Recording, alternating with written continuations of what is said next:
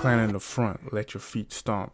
Wu-Tang Clan is one of the most influential rap groups of their decade, and in their top 5 in hip-hop history. The 10 members of the group had a huge following since their debut album, which was over 30 years ago, called Enter the 36 Chambers. Most of them had their own solo projects, and they pretty much worked with one another. They had a grip on the industry from about 93 to 2000. One way that they capitalized is with fashion.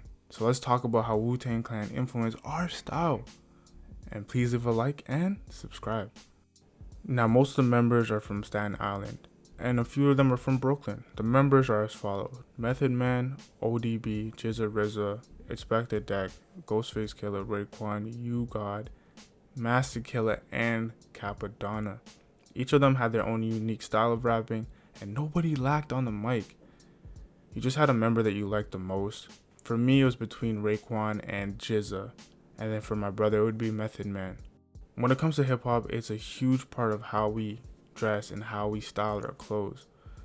Matter of fact, most people dress like the form of art that they consume on a regular basis. Being that rappers talked about garms and different ways that they rocked it, it does influence what we buy. Wu-Tang Clan played a big factor in this from the get-go, from the start of their group. Now keep in mind, not every member was the most stylish. I would argue that only 6 out of the 10 members had dope outfits on a consistent basis, but with the help of Power, starting Wu Wear made all of their styles come together and it became more refined. If you haven't seen their biopic on Disney Plus, you definitely should watch it. That's where you can see a lot of what they wore. The costume director did a great job taking us through the eras of the Wu. Early on in their career, they were more rugged and they had more rugged gear. RZA was known for wearing more bandanas and army fatigue jackets and pants. When it came to ODB, he wore down jackets and overalls and polo. They all wore Timberland boots, and Meth wore a lot of hockey jerseys. It was strictly hip hop. That's all they wore. But this was at the start of their career. As time went on, you can see the brand names starting to get bigger. They started Wu Wear around this time, and it wasn't a full brand yet. It was just mainly merchandise for their debut album. They mainly sold t-shirts and hoodies, but once they got more capital, that's when they started to scale their brand. The brand that they're most known for is Ralph Lauren. During the mid-90s, Polo had a huge influence on hip-hop culture. Although it wasn't their target audience, the low-lifers and the rap artists made wearing Polo cool. In their video filmed by Ralph McDaniels, Can It All Be So Simple, Raekwon wore the coveted Snow Beach windbreaker. And that is what made Polo Sport go crazy in the street. With Raekwon and Ghost, they are the ones who really pushed rocking Polo because they thought it was fly. Once they thought Polo was boring, they started to wear Tommy Hilfiger. And as y'all know, that brand blew up in the 90s and had a great success and great looks and pieces. Clarks have been a part of the community for quite some time. For me, because my background is Jamaican, I've been exposed to Clarks and Wallabies my whole life. I even got a pair sitting right here. But Ghostface took it to another level. Mind you, it's been popular in Brooklyn and other boroughs for quite some time. But on the cover of Iron Man with the half blue, half cream joints, they were amazing. He talks about this in the intro of Glaciers of Ice, and it kills me every time.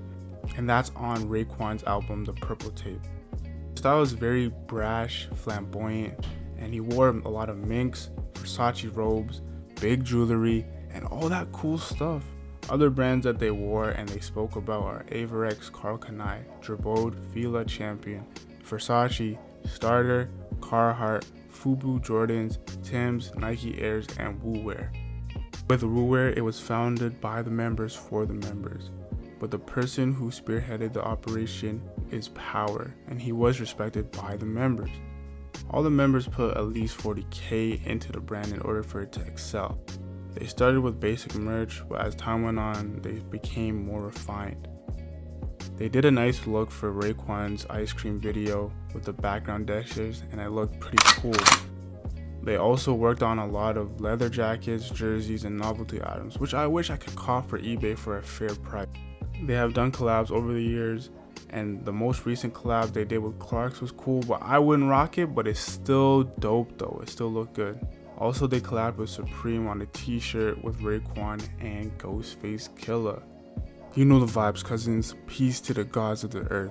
These dudes from Shaolin are an influential group other than NWA and Run DMC. You gotta give them credit for being originators on how we view fashion and how we style our gear.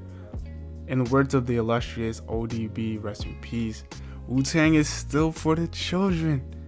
So shout out to everybody who watched this video. Please leave a like and subscribe, all of that cool stuff. And with that said, your boy DD is signing off once again. Y'all stay suave, live long, and prosper.